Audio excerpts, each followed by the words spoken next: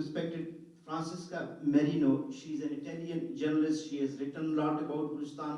She has also written a book about Pakistan, and she has written many articles, and she knows very well the issue of Balochistan, and particularly why the state is involved in abuse of rights in Balochistan.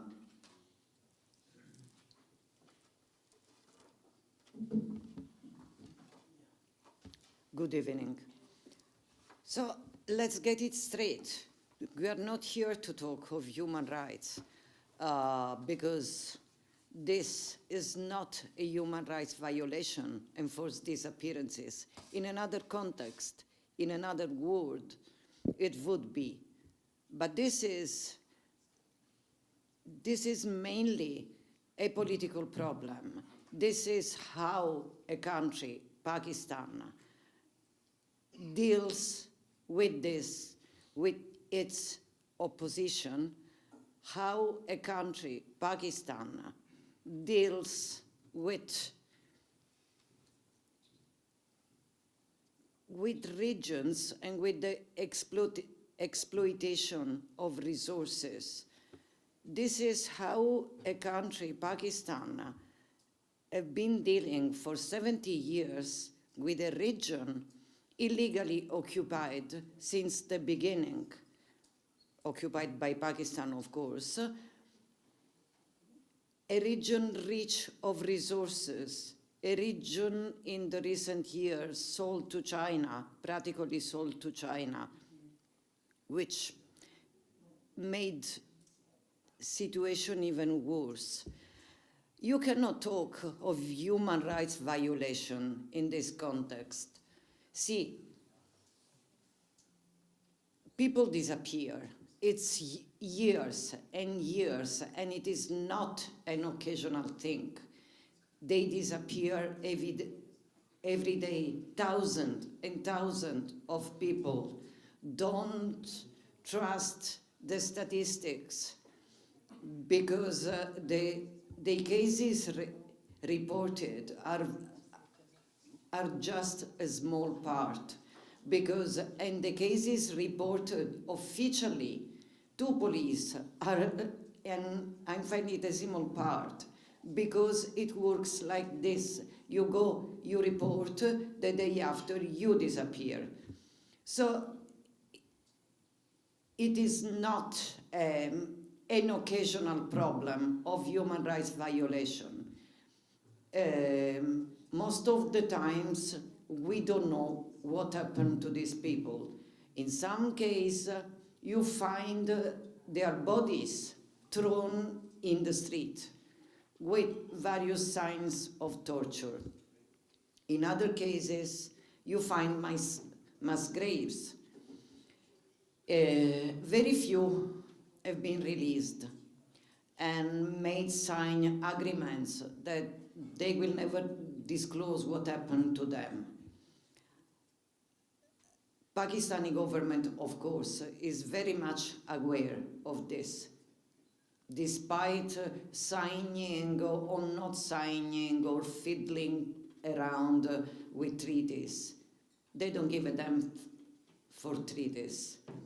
And treaties about human rights don't cover the behavior of a country occupying another country. Should be charged with war crimes, because Balochistan, according to Baloch, is an occupied country, occupied by both Pakistan and China now.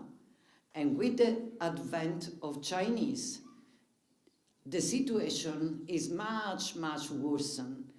First of all, because we have credible reports that some of the disappeared have been taken and questioned also by the Chinese intelligence.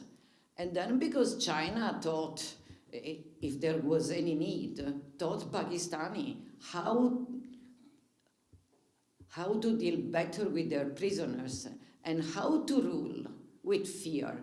Because all the purpose of this is to instill fear into people. Fear and the thought that all what you do is useless. You are never going to win. And here we are not talking of winning abstract things. Here we are talking of having access to water, access to basic education, access to basic health. The only hospitals in Balochistan are in Quetta, few hospitals, and mainly for the army. Is this not a human rights violation? But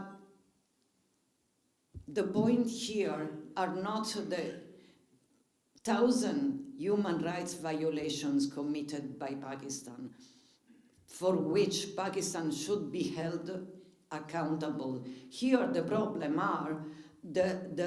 is the way Pakistan deals, because it started in Balochistan, but now is happening all over Pakistan. It has become a systematic way to make Pakistani citizens silent and afraid of speaking, even of thinking. The other crime, the biggest crime, is silence. You don't know, you know why we don't know?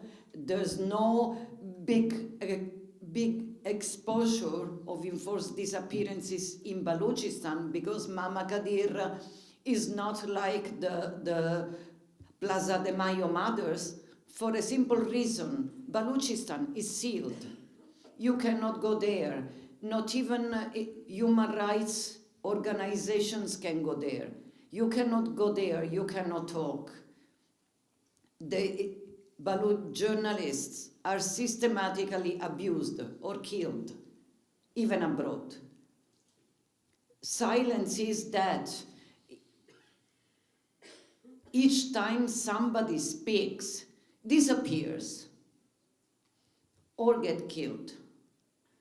You can choose the silence of a nice room or the silence of a grave.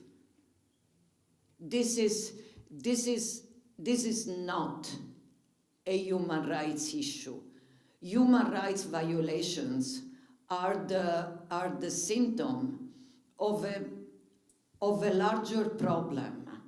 And the problem is a state who claims to be democratic, and it's never been, deals with its own citizens. It is not that we should pressure Pakistan to end enforced disappearances. We should pressure Pakistan to end the violation not only of human rights, of civil rights, of any kind of people's rights, except the rights of the army and of the ISI, who has been called, not by me, but some English think tank, the biggest terrorist organization of the world. It is true, because this kind of crimes, what they are if not terrorism? Thank you.